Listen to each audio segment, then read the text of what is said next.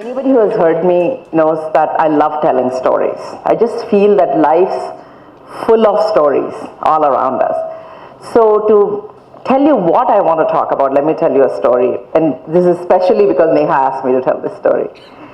Another thing that comes with people who come too many times to my things is that they hear the same stories a few times. If you've heard it, too bad. So this is the story of a baby camel talking to the mother. And the baby camel says, "Mom, why are our legs so tall?" And the mother says, "It's because we have to walk in the sand. We belong in the desert. We have to walk in the sand. That's why our legs are tall." Then the baby elephant says, "But why do we have this hump?" And the mother says, "It's because we store water, because we are desert animals. We go for days without food and we need water." "Oh, okay. Why are our eyelashes so big?" And the camel mother says, "When there's a storm in the desert, it protects our eyes." And the baby says, "But Mom, if everything in our body is about being out there in the desert, why are we here in a zoo?" So most of the time for most of us, it's like we're doing something because we are expected to do it. But really our mind says, "Oh, I should be here, I should be there." It doesn't matter whether you're home, whether you're working in a branded company, you're working in a startup, you're chilling, whatever it is. 99% of our life we do what we are expected to do, what we think we should do, what everybody else thinks we should do, what looks good when in print and what looks good in whatever. So I think the first thing for all of us that's important is to always take a journey into ourselves and say, what am I all about? And you know what? This happiness is overrated. Everybody is not going to be happy all the time, and people who are happy all the time will drive you nuts. It's okay to be unhappy. It's okay to be imperfect. It's actually nice. It makes me feel good when somebody else is also grumpy. I feel that's all right. If they're smiling all the time, jumping around, I'm like, just get out of my face. I just don't want you around. So it's great to be around imperfect people because we are all imperfect and we are just somehow happily swimming along in our imperfections. So the first thing is to be really cognizant of what makes you you. Happy, unhappy, whatever it is, what makes you you? What do you love doing? What is it when you're doing you forget time? Whatever that is. And then figure out how you create a career around it. And I am way over 30 or 40 or even 50 and I'm not telling you how old. But I still don't know what I want to do. I'm still creating journeys for myself saying, oh, that I would love to travel and meet interesting people. So how do I create a career around it? And that's just what I do.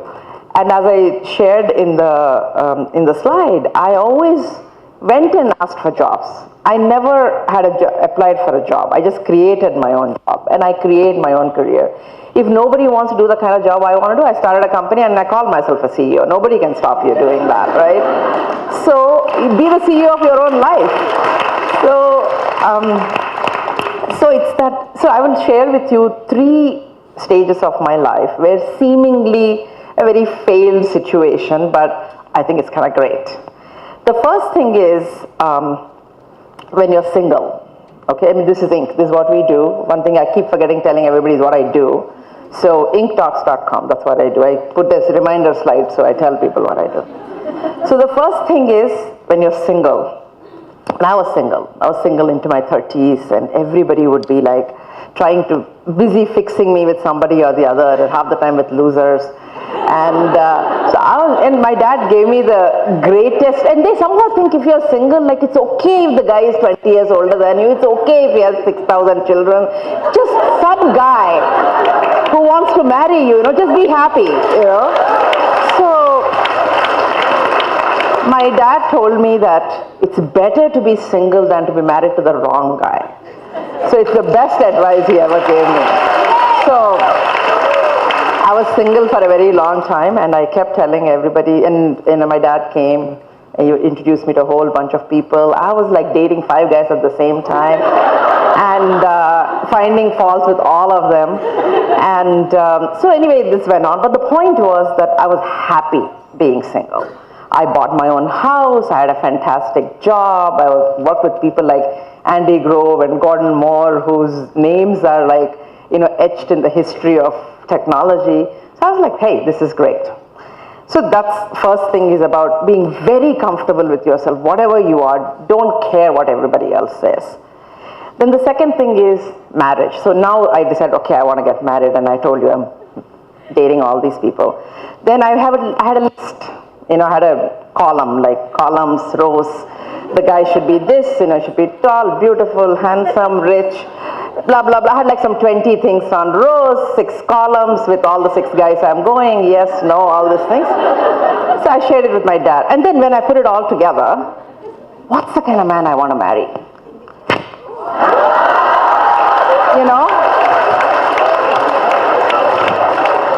And also, he's so impossibly single. All he has to do is meet me, and everything will change. Because I am oh so perfect. That's what women think. It's like, that guy, all he has to do is know me. Boy, am I going to change his life. But the problem is, a guy like him wants a girl like that. And the problem is, I think I look like that. It doesn't occur to me what I look like. So my father, once again, the most amazing man in my life, very gently pointed out to me that if you want the guy to be a billionaire and handsome and rich and read you poetry and yet have you be free and be like this tall, dark, handsome Mills and Boone man and yet let you be free and all these kinds of things, don't you think he wants a woman like that as well? So then it occurred to me that, oh, maybe there's some point to that. Throw away the list. And I looked around and said, who's being my best friend? Who's the man around me? It didn't matter, man or woman, somebody around me who celebrates who I am, who's not just supporting me, but is proud of me. Because I'm like this overbearing, all the time talking, half the time, I don't know if I'm a man or a woman. I'm like yelling all the time, swearing kind of person. So, I go out on dates deliberately on torn jeans, so the guy knows I don't care about how to get dressed, all these kinds of problems. So, who's the one around me who's just fine with it, who loves it, and who tells all his friends, everybody he meets, this is Lakshmi and she does this really great job at Intel. I mean, he would talk about my job. I'm like, what job am I doing actually? I must be running Intel, So I married him. I married my best friend. And after being single for a long time, after being told by so many people that you're too independent, you're too this, you're too that, I'm married to the guy for 22 years, and I congratulate him every year and say, you survived one more year. Not easy, And the final thing is children, right? So the first thing, as I said, single, be who you are. In marriage, all the Hindi movies have ruined us for life. You think to buy a house, I remember buying a house, it's like, my God, you get it tested, 15 reports, 20,000 things, blah, blah, blah. It's the biggest purchase you're making in your life, etc. But a guy you're going to live with the rest of your life is supposed to happen by 2-second exchange of glance and falling in love. Half the time, the guy is an idiot and the woman is a moron.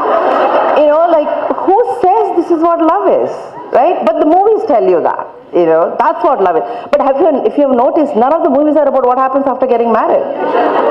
They all stop when they run away and get married. You don't know what happens afterwards, right? So the few movies that are about that are called art films, and only few people see them. Watch Swami, watch some of those things, right? So that's the reality. So then I said, okay, so I've sorted that out. It's like all that is crap. It took me like a long time to figure that out. And the challenge cases, the ones who never show up on time, the ones you're pining for are really not worth it. The guys who are boring, they're like a rock. They show up when they say they would. They're your best friends. They are the ones you should be with for the rest of your life. There are some to have affair with, some to get married. Just know the difference. And some you can dream about, like George Clooney. And I told my husband, all bets are off if I meet him, you know. I'm kissing him. And finally, it's about children, right? I always felt children, my God, your career goes for a toss if you have kids. I told my husband when we met, you know, in addition to all these things, I'm like, I'm not going to have kids. Are you okay with it? He was like, well, you have to carry the child, so if you don't want to have kids, then we won't have kids. So I said, okay. But then I hit 40 and like, I woke up. I always wake up late. I woke up and said, oh, darn, if I don't have kids now, I'll never have them. What do I do now? So I said, okay, let's have a kid. And my husband's like, okay, fine. So then, you know, I had a child, but my husband said one of the best things he ever said to me. First month when I had the kid, I worked till like literally a week before. I think it's like any late, the water would have broken at work, you know. But the first month I did not step out of the house. I was like in love, like I have never been. I never knew that this little being could wrap you around your fingers. And I kept thinking, how did my dad let me go to college? How did he let me go to America? How did he let me do all these things? If this child goes out of my sight for 20 seconds, I'm going to die. You know, this is how you feel, right? And then my husband told me, just when it was about 1 month, he said, I know you'll be feeling all these things, but please don't stay home. You will drive me nuts. You will drive the child nuts. And you will be I said, a bitch. And I hope you're going to edit that word out later. I'm going to be a queen. So that's the best advice I got. And I said, I'm going to go back to work. And I put my kid in a daycare when it was 1.5 years old. And I've had nannies. I spent all the money I made on nannies. I had 2 nannies full-time with me. Wherever I traveled, my kid went with me. I was living in US at that time, whether it was New York or LA or wherever. There was 3 huge suitcases, a kid and a nanny even. And all my meetings, I would put a chair and he would sit in it and I would have my meetings. Even to this day, my friends in California tell me the image of him is like this little kid sitting on this chair, like watching everybody, you know, like. And he went to all the meetings and he's 13 and he still comes to all the meetings with me. So and you know, you feel these things that, oh, I'm being a bad mom. I mean, when he first time in his life, when he had a fever, I was in New York, all these things.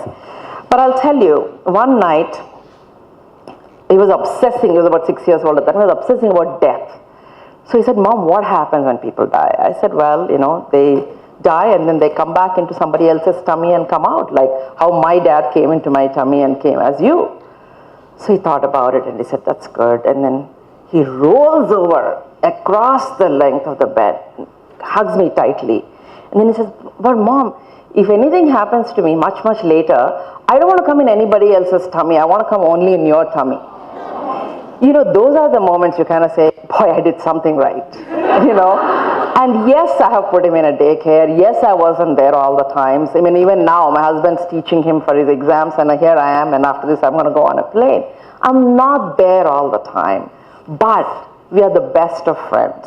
I ask him about everything. He tells me everything, and that's the best you can do. And one thing I realized from my own experience is that no matter how great your parents are, you're going to hate them at some point. You're going to write about them at some point. You're going to blame them at some point. And at some point you come back and say they were right. And when you get to be a little bit older than me, you say, oh, I have become them. So it doesn't matter. You know, we stress over all these things. It doesn't matter. So the last thing I want to say to you is that just remember, when you walk into a room, like I'm standing here, I'm sure I look very confident. I know what I'm doing, but I'm like shit scared right now.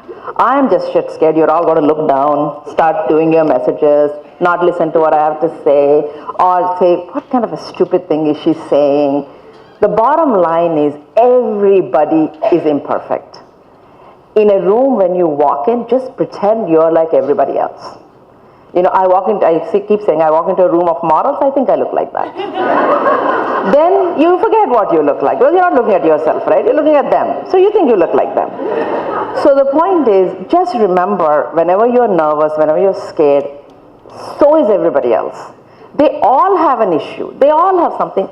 Everybody has skeletons in their closet. Otherwise, we'll be boring. And we have skeletons inside us, so that's the point. So I want to end by saying that, one of the things we women are very bad is about asking. So I have 3 asks of you, and then a short story. My time's up, and I have a plane to catch, but I do have to tell you these 3 things.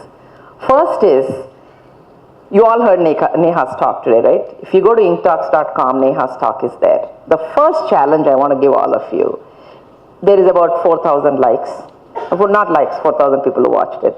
35, 38, something like that. I want 1 million people to watch it. Neha's talk, Neha Bagaria's talk. Because what she has to say, not because she's beautiful and wonderful, which is also true, but what she has to say is extremely important. And you are all my messengers. Will you all work with me to send that talk to 100 of your friends and watch it? Will you do it? Yes. Okay? That was a pretty lame blah, blah, blah. Come on. Okay? I need 1 million views for Neha's talk.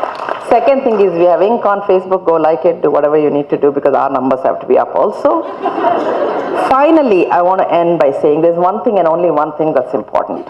So there's a guy sitting, and he sees one woman walk out of his house. And then he goes to her and says, "Who are you?" She says, "I'm Lakshmi." Me. Very chanchal. She says, "You're not doing a good job of taking care of me. I want to leave." He says, "Okay, I'll get better. I'll let you go." Next, couple of weeks later, another woman walking out. He says, "Who are you?" She says, "I'm Saraswati. I'm the god of knowledge. You have no time to read. You have no time to learn. You have no time to do anything. I don't want to be in this house." He says, "My God, I had no idea about this. I'm going to win you back. I know you have to leave now, but I'm going to win you back."